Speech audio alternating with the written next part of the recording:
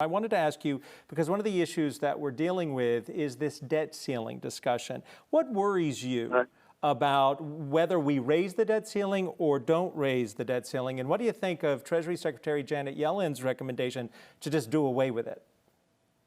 So I think we're in trouble no matter what. If you raise it, that's not a good thing because the bill is so bad to $3.5 trillion. And if you raise it, bad, and if you don't raise it, bad. It's a bad situation to be in. The bottom line is the $3.5 trillion plus $1.2 trillion plus other things that we had to do for COVID, et cetera, et cetera. You're talking about historic numbers, and I just don't know if this economy can take it. And if it can't take it, it's been a bad bet.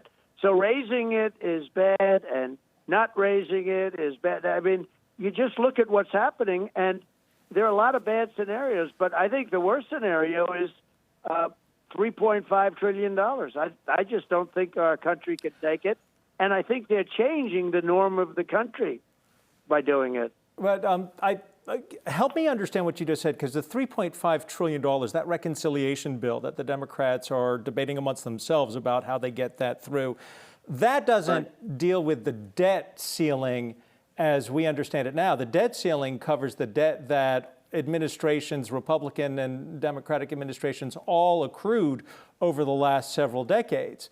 So why wouldn't we want to make good on it? Right, but this will add to it. It won't. And if you call it an infrastructure bill, which really it's a small percentage of that money goes to infrastructure.